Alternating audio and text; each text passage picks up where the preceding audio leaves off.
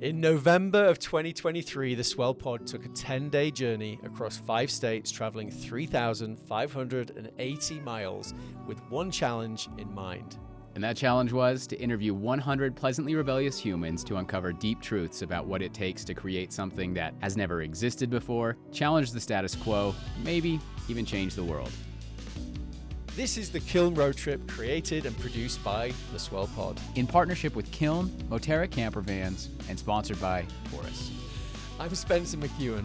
And I'm Josh Taylor, and together we're the co-hosts of the Swell Pod and your guides on the Kiln Road Trip. Follow along on the journey. Be sure to subscribe to the podcast, follow the Swell Pod on social media, and subscribe to your YouTube channel at, you guessed it, the Swell Pod. This is interview 51 of the Kiln Road Trip, and today we're at Kiln Boulder in Colorado talking with Max Rosencrantz. Max is the co-founder and CEO of Cordova. Cordova helps people quickly and permanently rewire their minds for greater ease, less stress, more decisiveness, and greater inner peace. Thank you for tuning in to today's episode. We hope you enjoy. So Max, could you just give us a quick intro to you, your name, but more importantly, what do you do and why you're passionate about it? Yeah, I could spend all of our time talking about my name. My full name is Maximum Rosencrantz. Maximum comes from the BBC show Max Headroom. There we go. Early 80s. So you'll have to ask my parents for the rest of the story on that. But what I do, I help people change their behaviors and emotions. And that's what I've been doing for the past 3.5 years. I was an engineer for many years before that, designing consumer products and hardware and little gadgets and gizmos. Mm-hmm. But now I do people. I help people. And that's what I'm building right now, is a scaled product to help more people, because right now it's just one-on-one. So, yeah. So a product to help people change how they think and how they feel. Yes, I got that. And yes. What does that mean?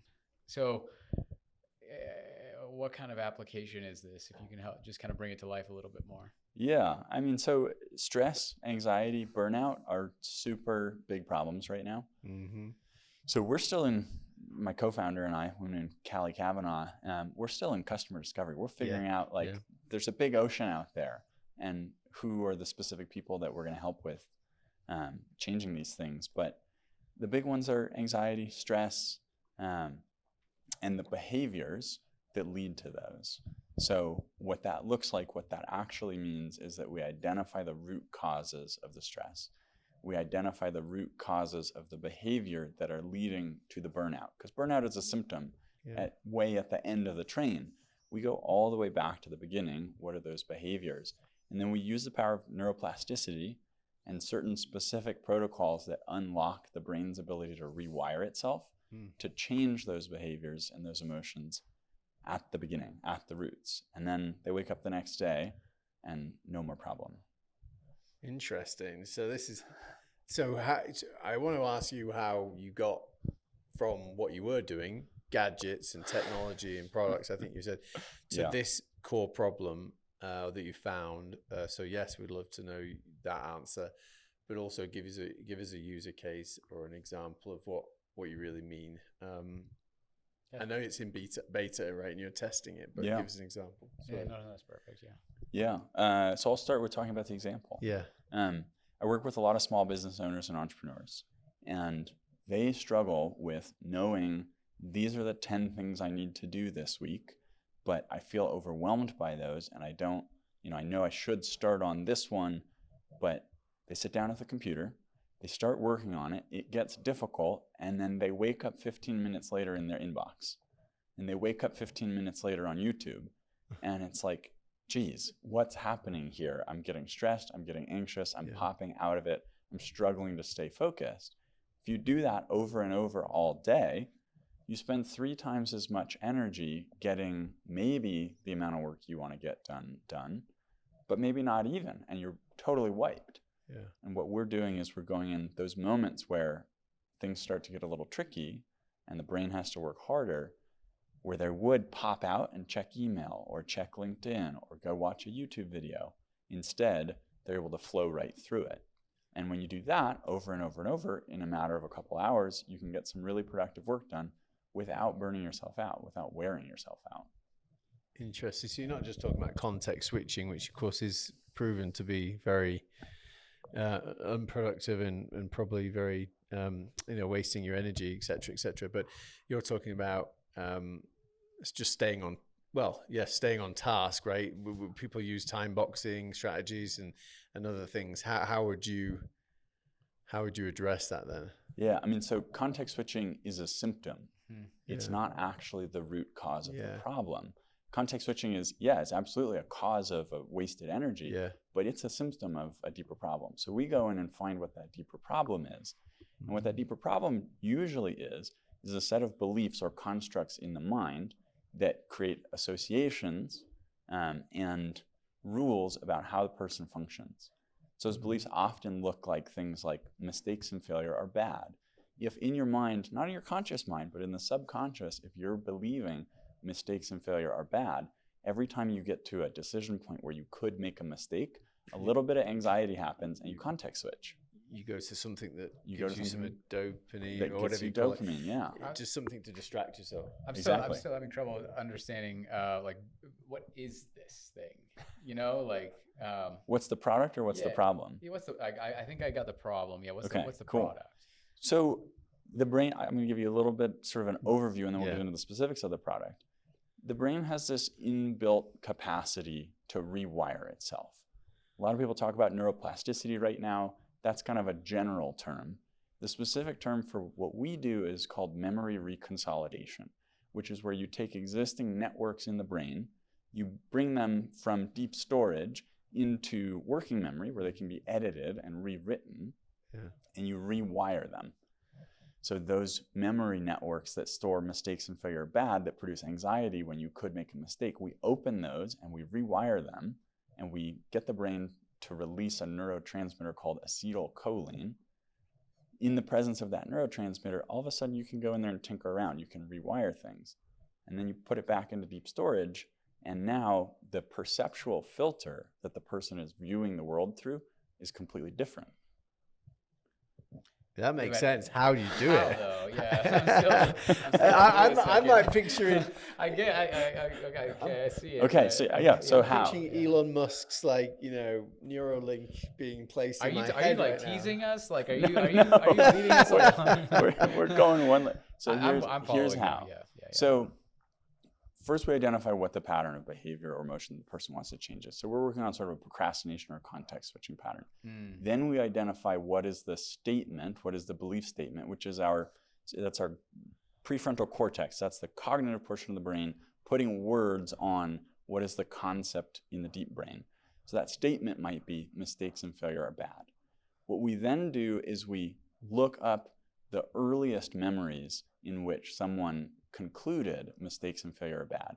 And 90% of people, when they made a mistake as a little kid, their parents scolded them, or they said, that's not good enough, or you can do better than this, or all that kind of stuff. When you're 5 years old, you don't have any context about startups and entrepreneurship and fail fast and all of that. You just know, oh, my dad scowled at me. Yeah. Mistakes and failure are bad. So we find those memory networks, those specific memories, those early childhood memories where you were scolded or something negative happened when you made a mistake. We bring them into working memory. And then what we do is we reinterpret those. So we come up with a different way to interpret what it meant. The way our brain stores memories is basically, not exactly, but basically in three components. Visual component, meaning or thoughts, and kinesthetic or feelings or emotions. They're stored in the back of the brain as like a packet. All three of those things go together. But the reality is they're three different things processed by three different parts of the brain.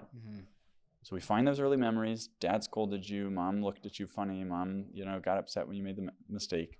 We separate the visual from the thought, from the feeling, and we put a new thought. Well, mom and dad thought mistakes and failure are bad, but they don't know anything about startups. So that's not necessarily true. It's just their interpretation. Or maybe back in the 80s, mistakes and failure really were bad. But these days, in 2023, it's imperative that you make mistakes so that you can build a startup fast. Yeah. Once you give your brain, 4 or 5 of these other ways of interpreting this information, it starts to cut apart the neural network into smaller and smaller pieces. And when it's smaller and smaller, it's easier to work with. Then what we do experientially So we have the person relive those memories with this new, wiser perspective. So they close their eyes, they visualize being a little kid and having their dad scold them for making a mistake, or having their mom get upset with them for making a mistake. But this time they view that through the perspective of, oh, my parents were just insecure and they don't know anything about the startup world. What that does is, back to visual, thought, and kinesthetic or feeling, put a new thought in, you get a new feeling. And when you get a new 1, 2, 3 punch, that's a totally new network in the brain. So the next time you're presented with a mistake, that new sequence replays. Oh, okay, like this mistake might help me learn something. And now you're no longer getting that hit of anxiety, and so you don't context switch. So this is it, and ends up being like a psychotherapy. Like, what is it? Is it an app that? What is the solution? I know you're in the middle of discovery, trying to figure out what that is, but you must have a hypothesis. I will say I really do appreciate you kind of walking us through this. Like, yeah, it's very methodical. Yeah, it makes sense. So long term, the solution is all of these. The way that you work with the brain, it's very structured. The brain needs certain conditions to be met in a certain order in order to trigger the ability to rewire things. The beauty of that is it means we can make a pre-recorded process that someone can walk through on their own time that could be delivered on an app, but as of now, it's just going to be delivered through the web. The process is between 10 and 30 minutes, depending upon which protocol it is, because there's also ones for emotional eating, for binging on sugar. Like, there's the rabbit hole goes deeper. Yeah. But yeah, the way we deliver that is through pre-recorded videos. And it's not a coincidence that I'm using mistakes and failure are bad.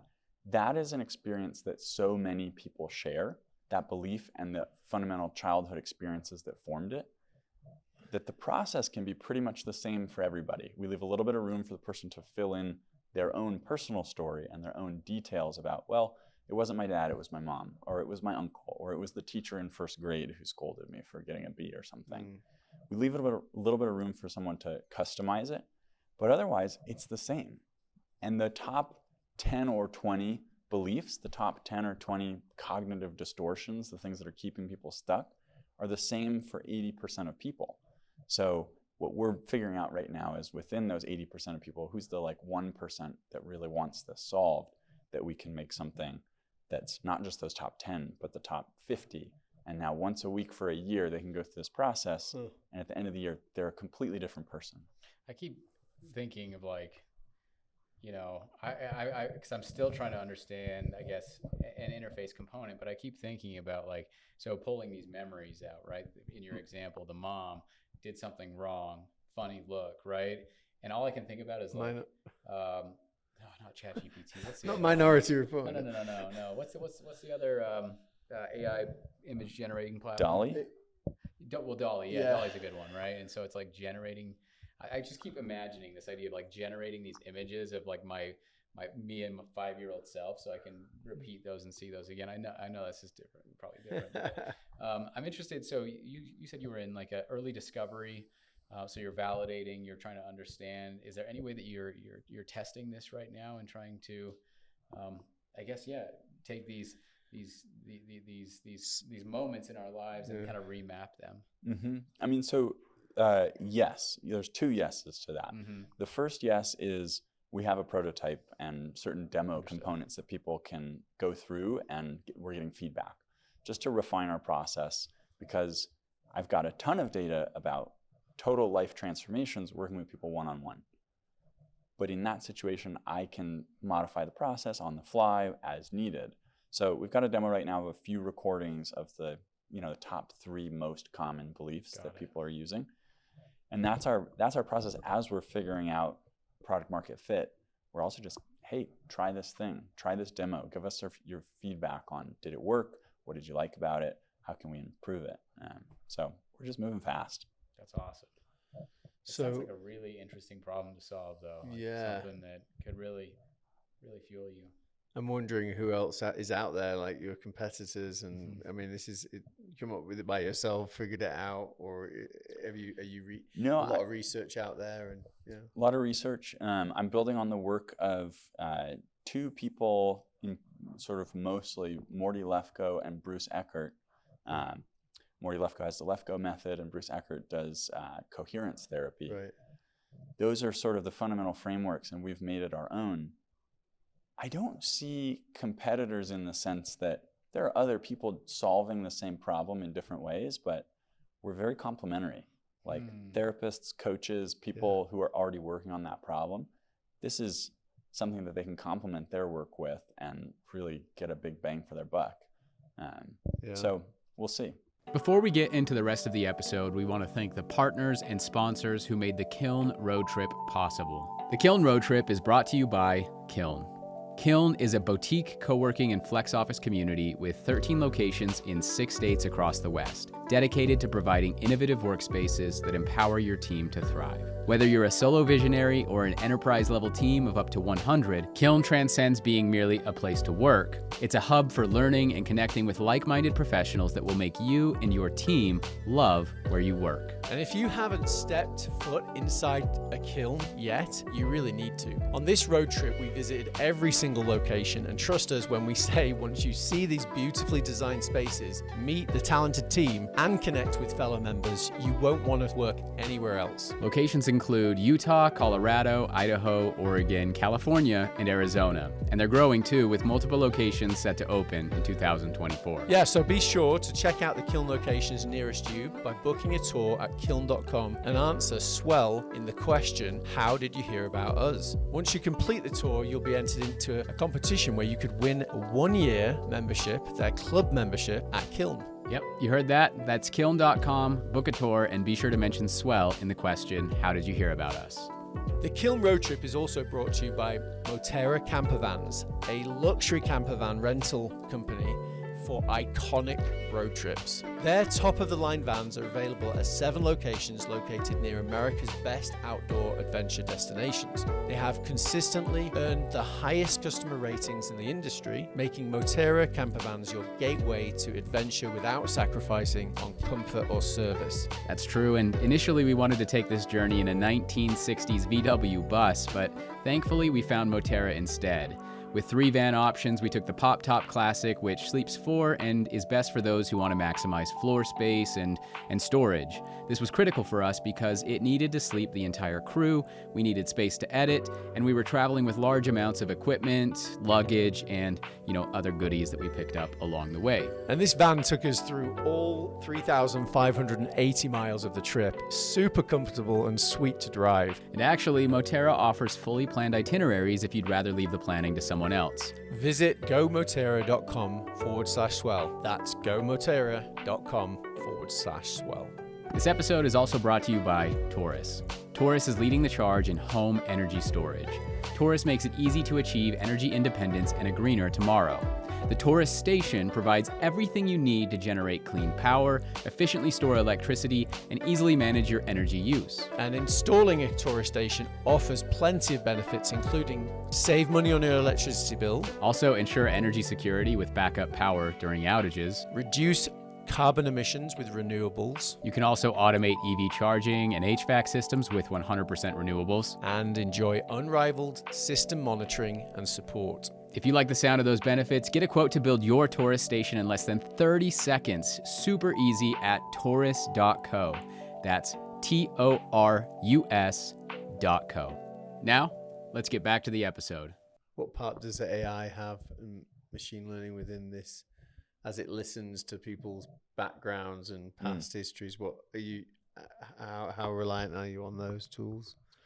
Not very much right now, but so the long term is we can train an AI on this process because it's a structured process, and then people can interact and get more customization. So rather than, well, this video is going to be 80% accurate to you because we have such a shared experience as humans, it'll be, well, this process can be 99% accurate to you because we've got an interactive AI running it. Great. And when will people be able to utilize this or test it, whatever is it? I mean, they can test it now. It's live. Where can they go to? So Cardova.co. Cardova.co. Yeah, and there's a try the process link that'll take you to a booking link where no sign up needed. You can just go in and book a time on your calendar, and you'll get delivered that demo that you can walk through on your own. You want to try it right now? Is it tonight? I mean, if you guys have the time, I can run you through the process one-on-one. Yeah, we might be. What time do you leave? Today? Yeah, today. I got as much. I can stay. We've got an interview waiting now, but I mean, maybe we should do it on the phone while we're on the road trip tomorrow. Yeah, or maybe we could do it over Zoom. I definitely think I want to. I'd be happy to walk you through it. Yeah, I'd like to. Yeah. Can I record it? Yes, please. Okay. Fantastic. Well, last question. Kiln. Why Kiln? What do you love about Kiln? Why does that stand out? And then we've got one last question after that. I think we're all supposed to ask about Boulder as well. Is that right? We could do. Yeah. Right. Yes. The previous guest said make sure we ask you about Boulder and why you love Boulder. But yeah, let's start with Let's start with Kiln. Yeah. I mean, Kiln, it's a beautiful space full of people that are energized and excited about what they're working on.